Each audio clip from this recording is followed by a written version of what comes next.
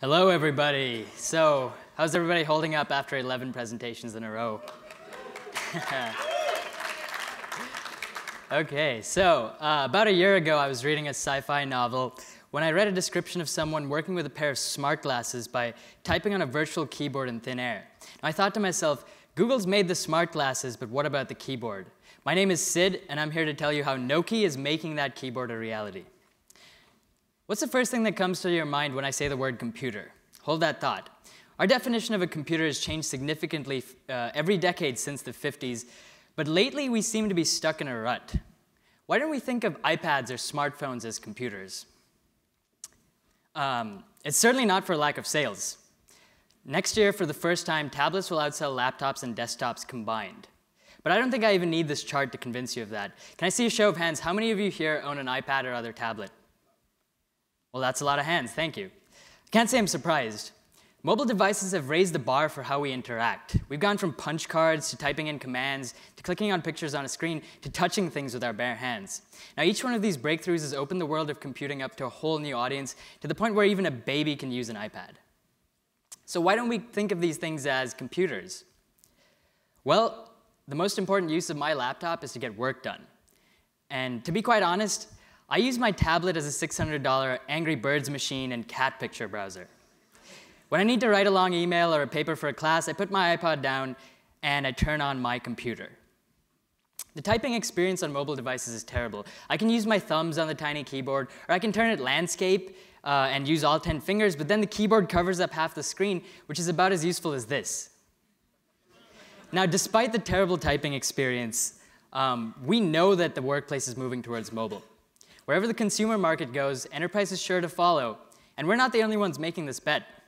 Apple and IBM just announced a huge new partnership to take enterprise, and Microsoft just released their entire Office suite on iPad. So how are people getting work done today? Well, people tend to buy keyboards for their tablets like this one, but what's the point of buying a tablet in the first place if you're going to turn it into just another laptop?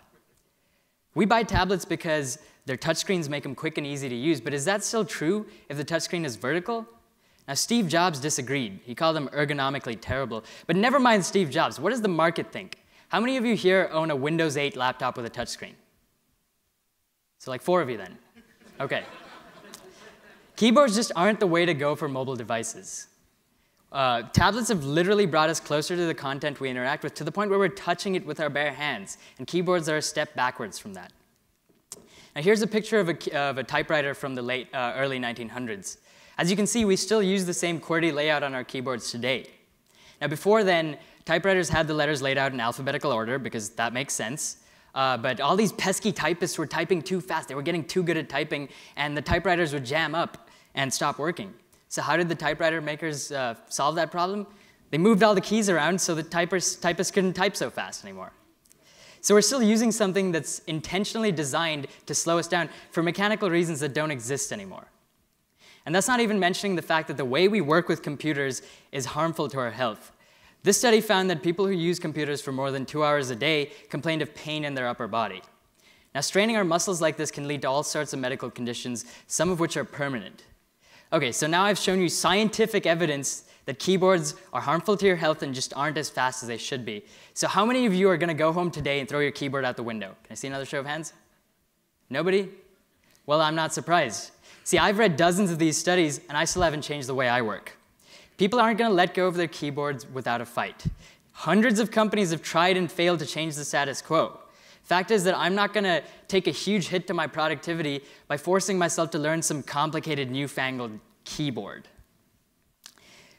Keyboards work because we know how to use them, and that familiarity is important.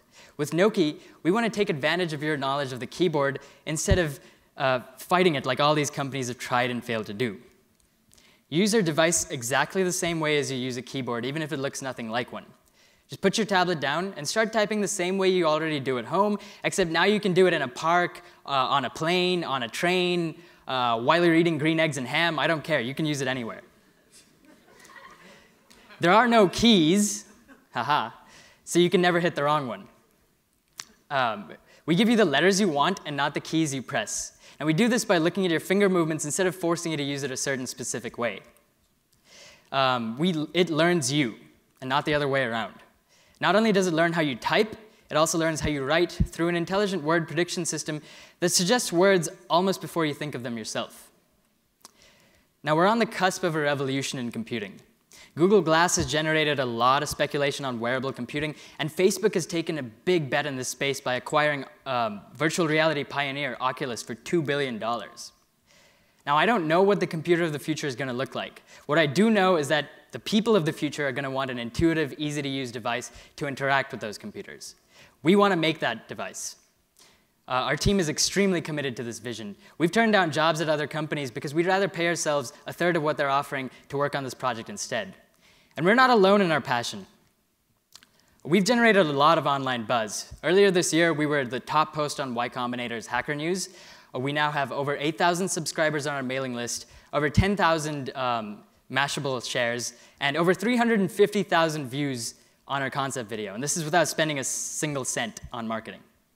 And we get emails almost every day from people asking us, when are we going to see this product in stores? I want it now. So if you're an investor, we're currently raising seed funding. And if you want to play a role in replacing the keyboard and mouse forever, please come talk to me afterwards. I'd love to introduce you to our team. For everybody else, we have a working demo that we'd love to show you. Thank you very much.